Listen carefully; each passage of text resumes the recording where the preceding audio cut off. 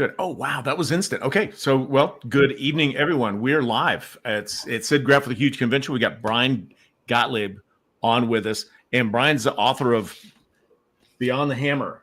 I got my copy right here. Great story. But we're tonight, Brian, first of all, thanks very much for being on with us. I really appreciate your time.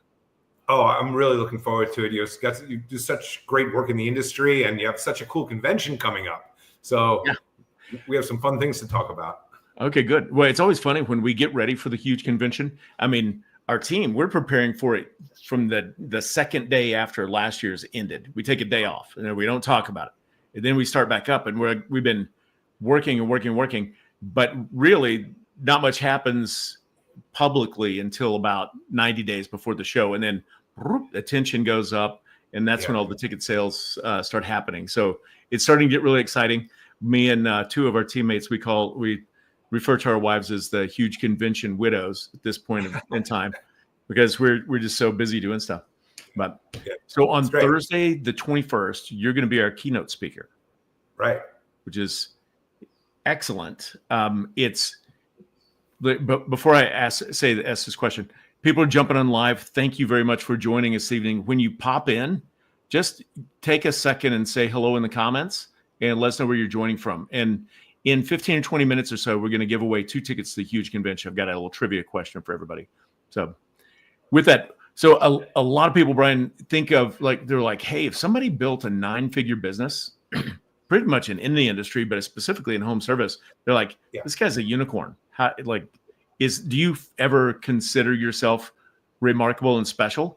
Or you just go, I don't know, I was just doing a thing. I think the thing that most business owners have in common, especially in the blue collar, in the home services industry or the home improvement industry, it's not like we built this giant business plan with this great concept on how we're going to build this massive business. What happens is we probably were working for somebody, didn't like working there anymore, so we started doing some stuff on our own, and next thing you know, we get a little traction, and before you know it, we've got ourselves a business. And quite often in that process, we don't actually know what we're doing or how to grow. And all that stuff, by the way, is perfectly normal. But for me, it was about, how do I go from survival, where the only rule of business is to stay in business, to, okay, now I have a job, but nobody would want my job because it's a nightmare. But then how do you get to a business where you actually have to start adding people and processes and all those sorts of things? And there are certainly steps to it, but look, I think once you have some success with it, then you can really start to build momentum, and that's when fun things really start to happen. Yeah, for sure. We're here. We've got a handful of people jumping in. This is Kyle from Austin, Texas, hopping in. And hey, Kyle, good to see you, man. And our friend Lex in Houston, Texas. We got all our Texans coming in strong right now. Perfect. Good. What was, out of curiosity, when you said, and it so resonates when you start, you're like, I just got to survive. And then you go, it's this utter freaking chaos. I don't own a business and a job. But then what was your first goal when you started? Because, the story is like $3,000 and a card table. Yeah, right. It was $3,000 on a plastic folding table, and there wasn't a lot of $3,000 more to put into the business, just to be clear, right? Because you got a bunch of kids and all that stuff. But look, in the beginning, what I actually started to realize, one of the early principles of business was that if nothing else, the lead is sacred. If nothing else, the lead is sacred. And I think what happens with a lot of business owners, by the way, we get so caught up. You can go on social media and everybody's talking about, you've got to document your processes and all these sorts of things. But the truth is, that's a very difficult thing to do if you don't first understand what are your business disciplines. As an example, it's much easier if I say, okay, the lead is sacred. Then I can say that's a discipline. Then I have to ask the question, so how does a sacred lead get treated? Well, we have to respond to it in 10 seconds. What technology do we need? We have to convert it to a sales call. What scripts do we need? Then all of a sudden, your systems and processes start to get a lot easier once you first identify your disciplines. And we're going to talk about that at your conference to show you some ways you can really think about that. Yeah. Okay. Interesting. So with what several people in our mastermind wanted to ask is what were some of the inflection points as you were growing from the desperation to chaos to actual systems? And the primary question that came up was, as your business grew, how did you work with or help? Like you've got staff, you've got people that were great, but now the business has either outgrown them or outgrown their skills. How did you help them? Yeah, well, sure. Well, as I write about in my book, one of the keys to leadership into business is that leaders model their business as a training organization. I used to think, well, when I first started the company, I would have said, well, we're a construction company.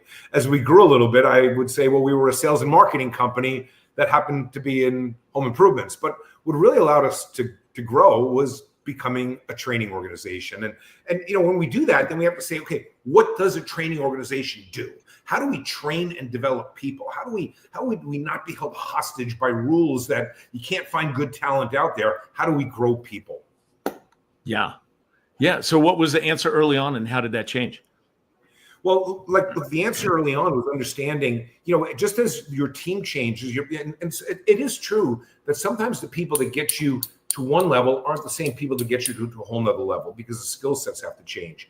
But also we as leaders have to change. Our role changes, our purpose changes too. In the early days of business, like I said, your purpose is survival. But over time, your purpose is then, okay, how do I make sure my team is successful? Because in the early days, the success of the business comes down to me. If it's just me, the success of the business is all about me. But the moment you start to have to add people to your team, and whether you're washing windows or it doesn't matter, or power wash, it doesn't really matter what you're doing. But when you have other people doing that, now the success of your business is very much tied to how well your teams perform, both when you're watching and when nobody's looking. And that's kind of the art and science to business. To how do we get an aligned team that performs consistently at a high level? And that's the art of business. Yeah. Okay. For sure. So the lead character in your story in the book, Beyond the Hammer, is oh gosh, I wrote it down so I can remember. George Warren. George Warren. How autobiographical is George? People ask me that all the time, right? So the first thing you should know is his mentor named Marty, okay? When he gives a tour of his office, that's actually my office. So it was a nod to anybody that's ever been through our facility. They would know that's what it was right away, okay? So that was a nod. But what I also share with you, and again, for the people that haven't read the book yet, the book is in two parts. The first half is a parable. It's a business parable about this contractor that's really struggling with all kinds of stuff coming at him in all directions, something we all can relate to. Yeah. And he meets his mentor. So the first half of the book is a business parable. And in George's struggle is me, and in Marty is me too. So there's a bit of me in both characters at different points in my life. Yeah. Yeah. So I wanted to ask you, so your background before the starting Tundraland. I'm not sure what it was, but you built the business in about 12 years from 0 to 9 figures, which sounds like riding a rocket ship. Did you bring some leadership skills with you, or did you just grow really, really fast? Yeah, well, a combination, right? A combination. One of the things that happened was prior to me starting my business, I've always carried the bag into the home and sold at the kitchen table ever since I was 18 years old and selling pots and pans. Right? Mm-hmm. So I knew the sales side of things. But prior to starting my business, I was a consultant in the home improvement industry. And I got to visit a whole lot of companies across the country over my years. And I got to see two types of companies, and I kept a list of it. And in my journal that I carried with me all the time, on one page, I had, if I ever open up a business, I'm definitely doing these things. And on the other page was, if I ever open up a business, I'm never doing these things. Because I also got to see a lot of problems out there. So that was kind of really helpful to me. It was really helpful. But also it was really helpful in scaling my business. And I think you do this really well, is that I didn't want to be in a bubble in my business all by myself. I wanted to network with like-minded business owners that were also trying to grow together. Many of us, well, it's interesting, we started our own little mastermind group. And when we started, there were 12 of us. We originally called ourselves the Dirty Dozen, and then it became the Big 12. But we all grew our businesses together. Back in the days when we started, in total sales, all 12 of us represented probably under $100 million in sales. Yeah. Today, those same 12 businesses represent about $3 billion in revenue. Wow. When you talk about growth, it's just incredible when you put your mind together with other people. Yeah. So a quick question on that. With were the Dirty 12 or the Super 12? Were you all in the same area in the same town? Did you meet in person, or was this you spread out? We were all over the country in non-competing areas across the Okay. country. We sold similar products. We sold bath remodeling and that sort of thing. But Yeah. look, it was important that we met on a regular basis. We trusted each other. We left our egos at the door, and we shared what we were struggling with or where we were winning. And the thing is, when you have that kind of a relationship, and then when you get your production managers to know each other and your marketing managers to know each other, and then all of a sudden this ripple effect that happens inside of the organization it's powerful. It's powerful. Yeah. And that's why your event is so important, by the way. It is. Okay. Yeah. It keeps people out of their bubble. Yeah. Yeah. I couldn't agree more. And I mean, this is about you, not me. The first time I ever went to an industry event, I'd been in business for 15, almost 16 years before I ever went. I thought industry events were probably a waste of time. I should be home earning money. And I went, and it was this big eye-opening. Like, I began to network with, I met people that understood the struggle. I met people that were further along the journey than I was, and people that were up and coming. So I was able to help others and then get mentors. And it was a turning point for me and my business to turn it from chaos to a business and not a job. Yeah.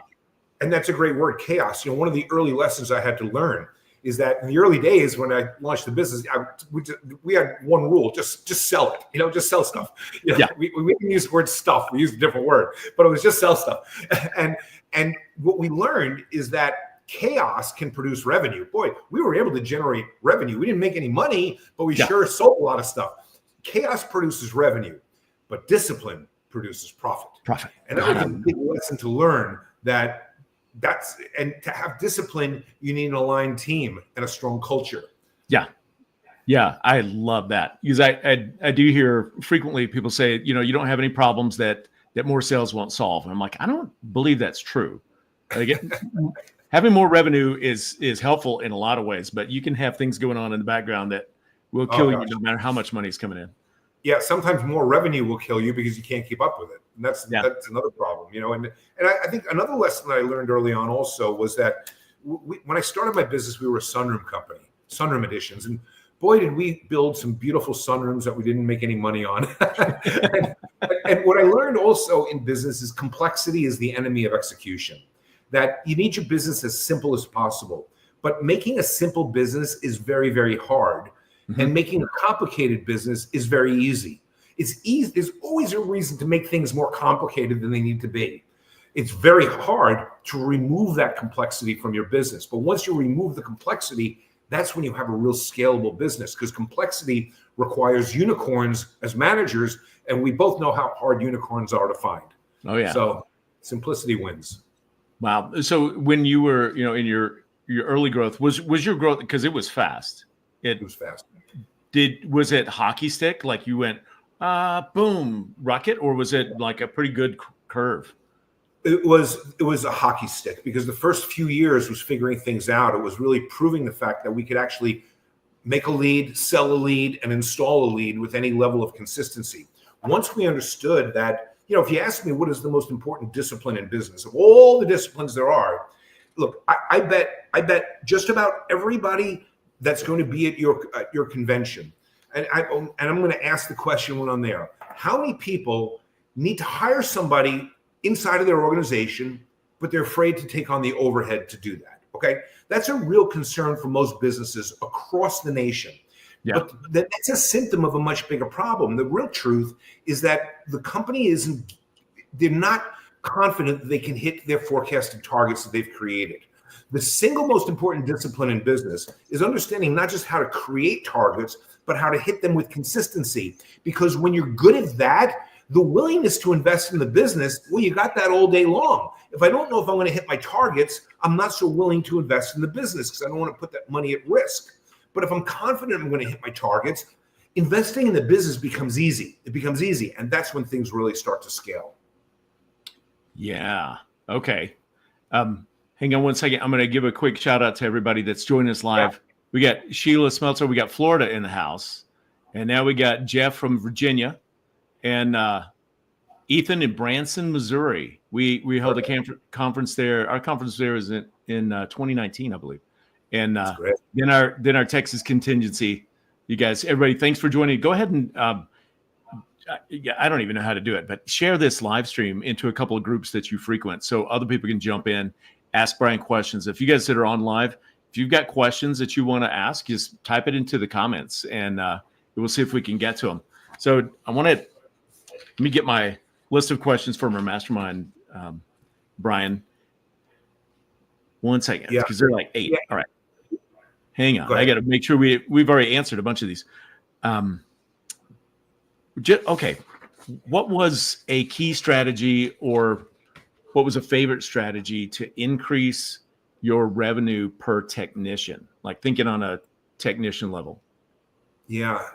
So a couple things. First of all, that margins only tell half the story, right? A margin only tells half the story.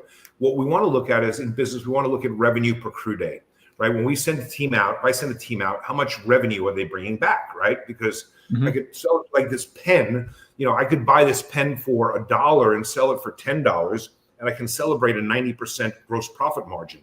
But if I only sell one a day, I'm in trouble. I'm not going to have a business very well, right? Yeah. So margins only tell half the story. What I need to do is I need to only do things where I can maximize my revenue per crew day. So I was very careful, even as I started adding different products and services to our businesses, that I was very, very conscious of that.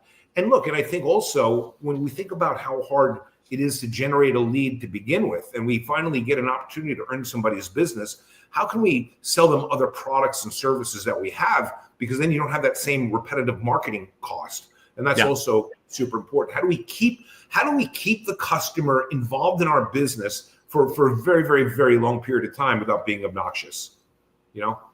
Okay. We used to send out anniversary cards to our customers. So if we did a project for them, it was, we do all kinds of other drip campaigns to keep top of mind, but then we send out an anniversary card letting them know, hey, it's your 1 year or your 4-year anniversary. It was just kind of cool. It really helped a lot. So, and I'm sorry, to be clear, this is the anniversary of the time you remodeled for them, or correct? Okay, great. Because at first I was like, wow, you kept track of their wedding anniversary. That's cool. Yeah, right. But I think also, by the way, I think the thing in business too is this. Look, business owners have to try stuff. Business owners are great decision makers by the nature of it. Okay, and I think it's you've got to try different lead sources. I can't tell you which source is going to work in every single market. What I can tell you is this: it's okay to be wrong, just don't be wrong for long. Yeah, just don't keep it wrong. Right. Go ahead and get stuff out there. Try stuff. Mix it up. See what's working. See what's not working. But I would rather try a lot of things and have a few things work than be caught in analysis paralysis, not trying anything at all. I know that not everything's going to work. And again, it's okay to be wrong, but I'm not going to be wrong for long. I think it's a core business discipline also. Okay. Where do you see owners? Because you help and mentor a lot of people now. I do. Where do you see typically the bottlenecks or maybe the resistance to letting something go? Because you talked about earlier, like the beginning, it is chaos, but it's easy to build a chaotic business and hard to build a simple business. And I think one of the issues, and I was guilty of it in my early days, is, and especially when we're all in on our businesses, we're all in financially, we're all in on our business, and we don't want to be a micromanager, but we tend to default to that accidentally. We want to make a lot of decisions inside of the business, and it really stifles people's growth. And we have to give people an opportunity to make mistakes. We gotta let people grow. We have to empower people, because otherwise the business is only going to grow to the capabilities of the leader of the business, and that's really a problem. Yeah, and I think connected with that is also understanding that as you build a team, the truth is this: that the lid of the business is directly connected to the lid of the team. The business can only grow to what the team can grow to. So when we think about what is our role as the leader of the organization, is to help people not just only realize that potential, but truly reach it. And that means empowerment and all these other things that are so necessary for business skills and business leadership. Yeah. As you were growing your team like that in the leadership and helping raise the lid, when you introduced ways for people to grow personally, did you get pushback or or resistance, or had you already built a culture as a place where we're always learning, we're always growing, where it was expected? Look, it's more difficult when you bring in people with a lot of experience, because then they think they know it all. And what comes with that is also a very different culture. They bring their culture with them. They bring all that stuff from the last company. Yeah. When you start to really become a training organization, then you need to hire people that are trainable. If I'm going to be a training organization, I better hire trainable people. Otherwise, I'm not going to be much of a training organization. That then becomes a lot easier. And, we got to the point where we very seldom want to hire anybody with experience. We would rather groom and train them ourselves, because experienced people that know what they're doing, not only do they sometimes resist training, they also keep their skill set very much to themselves. It's like their own little trick, their own little secret that they don't like to share. And a training organization is collaborative. Okay. Did you generally get your leadership from within, like people rising up? Yeah, I wanted to give everybody an opportunity to grow within the organization.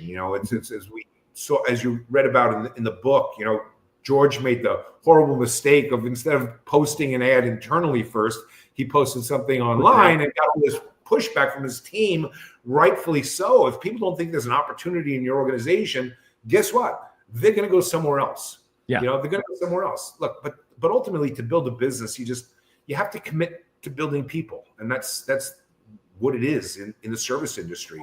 Unlike other organizations and other businesses in technology or manufacturing, in the services industry, 99.9% of everybody on your team is interacting with the customer, one way or another, either on the phone, face to face. They're interacting with the customer. So individual performance really matters. Culture really matters. How the customer journey really matters. How people think about the business and about their role. The way we think of what we do is how we do what we do. So mindset, culture, all that stuff really, really matters. Okay. When you were talking about hiring from within, hiring from without, and George posting, the job ad outside of the thing, Kyle popped in. He said gut punch. I think he experienced the same thing. He goes, "Oh boy." All right. A couple questions. Kyle actually asked a question earlier where you're talking, and it's related to your tech stack. Do you recall, or do you know what your tech stack was like at 40 million? What was your CRM? How were you managing stuff?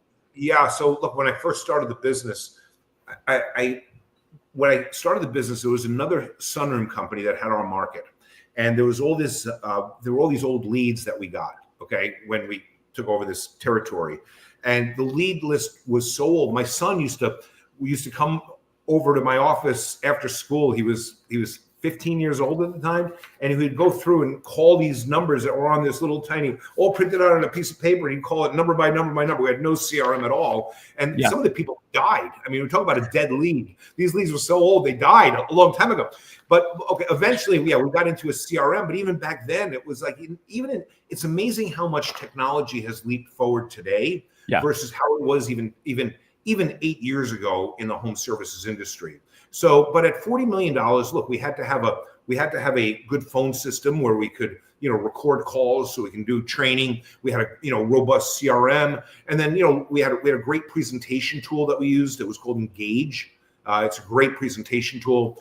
And of course, financing I looked at financing as part of our tech stack because it was truly a technology play to help us sell more deals. Yeah. So, and today there's just so many great options out there, but I also think that when you think about the core of a business, right, to get to $40 million, first and foremost, I think a company needs a very, very well-designed website that's designed for conversions. It's designed to catch a lead and convert a lead, catch a name and convert it. And, and everything else can stack on top of that. But I think that's really important, also discipline inside of the business. Yeah, and that's where you started, was talking about the speed to lead, or like how the lead is sacred. The lead is sacred. I love that. All right, let's do this. I put on screen a little while ago that we're going to give away a ticket in a couple of minutes. This is the time. Let's give away a ticket. And here's what I always do. I just have some silly trivia question, and the first person to type the answer in correctly as it shows up on my feed. I'm not looking at Facebook. I'm looking at different software. and we've got viewers live on YouTube and on Facebook. So I don't know how it shows up on Facebook or YouTube, but the first person that I see with the correct response gets a free ticket to the huge convention this year. That's $299 that you don't have to spend on a ticket. You can spend on food or beer or taking Brian out for a cigar. Yeah. So the question is this. So the huge convention has been going on for quite a while. It's actually our 13th convention. Where was the first one held? Not the venue, but what city was the first huge convention held? First one to type it in and get it right.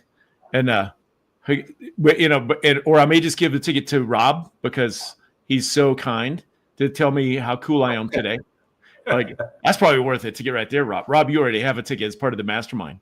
Okay, first submission here. Kyle says Orlando is not Orlando.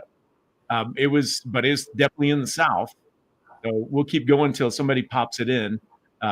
Jeff, if you know, Ethan, if you know, I don't even know if you can Google that and find out where the first one was. I don't know if it's fairly common knowledge because we say it a lot, but here we go. Let's see. We got Sheila down in Florida with Nashville, and Nashville is the correct answer. So, Sheila, you win a free ticket to the huge convention. Congratulations. But guess what? You already have 2 free tickets because you're part of the mastermind. So what do we do with that? Who would you like us to give it to? Of anybody that's on here live? Just look at the comments and pick somebody. If it's okay with you, we can give it away, or you can give it to some of your team members. Sorry, I didn't mean to take it away from you like that. So, Sheila, I'm going to watch for your comment here. Tell me what you'd like to do with your ticket, if you want to bring your daughter or someone from your team, or if you want to give it away. It is. Ethan is winning on the comments that I said, give it to Brian. We're going to give you a free ticket, Brian. Awesome. It's great. Okay. I hope Ethan is bringing that cute little baby with him. That's a cute little kid in his picture there. That's his son Finn. And last year, Finn was at the convention last year in Nashville, Tennessee. Oh, that's fantastic. That's great. Sheila said, anyone who's never gone? And Jeff says, I highly recommend this guy right here. So what do you say, Sheila? Is it this guy right here? She goes, any first timer. Okay, we're going to park that and see if anyone hasn't been that's on the live feed and you want this ticket, type it in to the comments and it's yours. Yeah. Oh, Rob, give it to a Brian, not to the Brian. You're taking my ticket away. I thought I got a free ticket. Now I don't have a free ticket. Now you're gonna have to arm wrestle somebody, the bouncers, to get in the show. Tell you what, let's do this. Jeff, just to Jeff. I know you don't have a ticket yet this year. We had chatted earlier online. So you have a ticket to the huge convention. I'm going to shoot you a message after we're done to give you the code so you can claim it. Sound good? And thank you very much, Sheila. And I picked. How's that? Great. That's amazing. All right, cool. Thank you. Hey, here's another question from one of our mastermind guys. And I love this question. He said, what are some of the most important things for a home service business to get right in its first $5 million of annual revenue to set it up for long-term success? Yeah. Well, it's a series of things. Number one, you have to be able to make data-driven decisions. At $5 million, you have to be able to make very specific decisions based on the data, not on our gut. We get to the first million on gut. That's what we do. We don't know what we're doing. We get to the first million by gut. But as you start to get volume, your financials, being able to read a P&L and balance sheet is very, very important. Making sure your financials are set up right. You're able to close out a month effectively, and you're able to see what did we learn from this and where are we going with this. And so that's one thing. The second thing is that at $5 million, you have a team, okay? And you might think that you have great systems and processes, but let me tell you something. If it's not written down, it doesn't exist, because you'll have iterations of that as the business grows. If you think it's being done this way and you find out it's being done a totally different way. So that's another real key discipline in really trying to scale, is make sure, if it's not written down, it doesn't exist, having that mindset.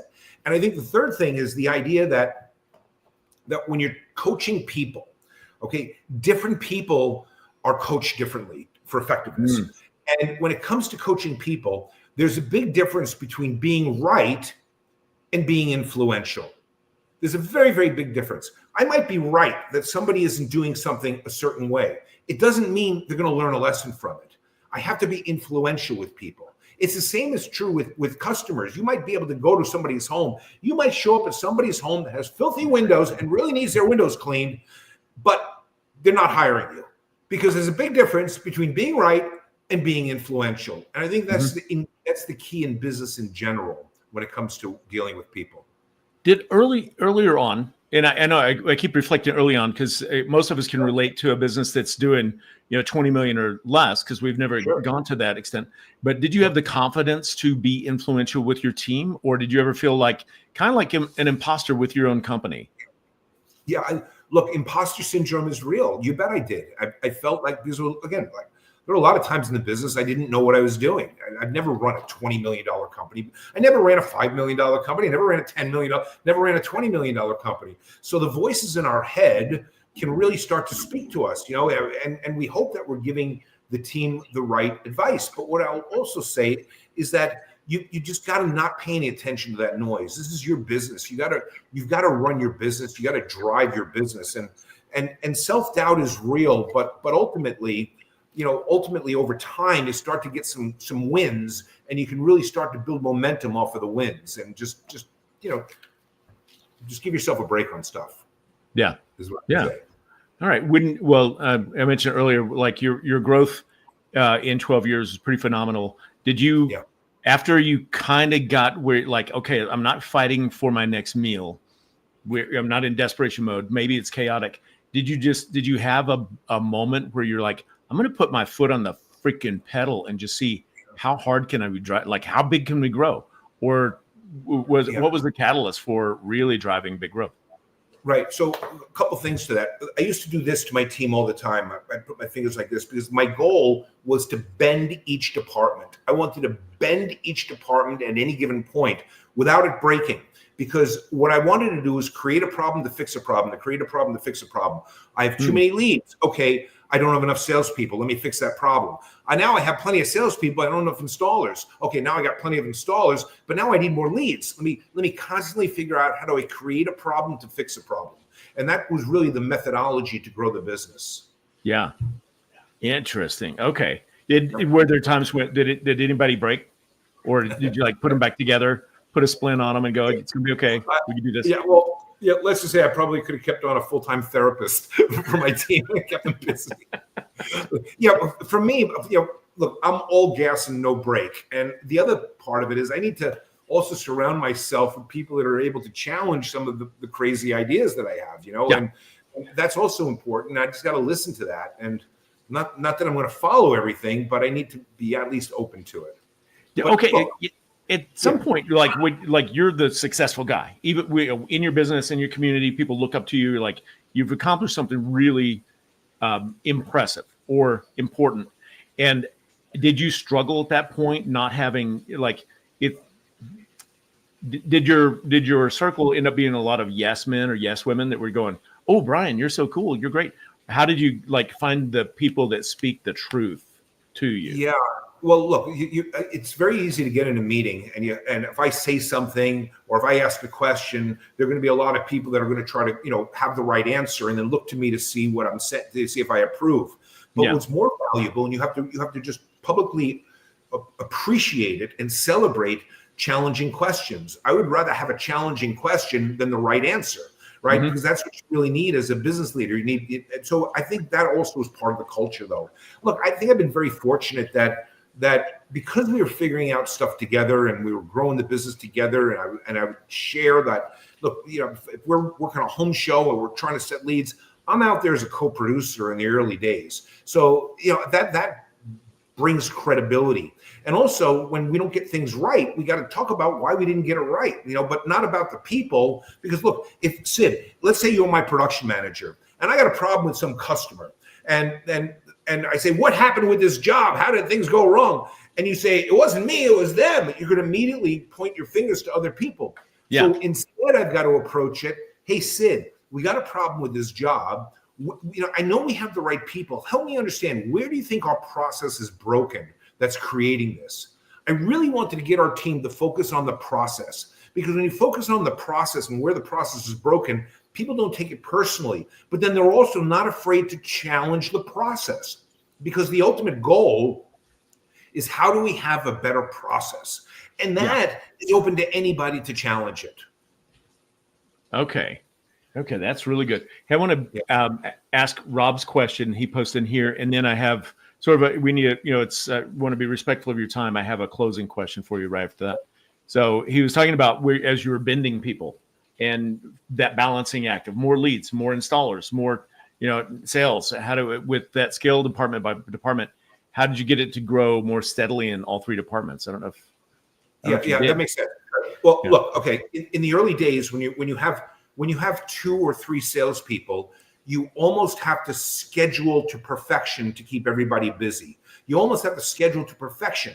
It's a lot easier when you have more salespeople and you have more leads. I can have a couple of people at the bottom of a batting order and a couple of people at the top of the batting order. And the way I found balance is that and especially on the sales world, if I have the philosophy that my best sales reps are going to get the most leads, and my bottom sales reps are going to be back in the house for training, that automatically gives me a buffer in if I have too many leads or too many salespeople, that gives me a buffer. I think if you think about being overstaffed for the sake of training and the betterment of the business in different areas as you're growing, that's kind of what helps to add balance.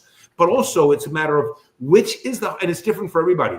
Which area in your business is the hardest for you to scale? Okay, which area of your business is the hardest for you to scale? Some people struggle finding installation people or technicians. Other people struggle trying to find people that can generate leads. Other people struggle trying to find people that can sell. Look, I think if you know the hardest area to scale that area first, because that's the one that's really going to get you in a bind if you're not growing. Yeah, that makes sense. It makes a lot of sense. Okay, so since you've published the book, and remind everybody, like Beyond the Hammer, it's a quick audio book, and it's in print. They can get the audio book too. The audio book is terrific. You listen to it; it's fantastic. Did you record the audio? I recorded the second half of the book on the audio book, the strategy side. I used a very professional narrator, Eduardo Ballerini. He used to be an actor on The Sopranos, and he did the parallel side with all these characters. It's a great listen if you like audiobooks. That's on Amazon. Cool. Okay. Okay, good. So with you get interviewed a lot, and you're helping a lot of people. You're mentoring. You're speaking at different events like the huge convention. What's one question that you really wish somebody would answer, but you rarely or never get asked?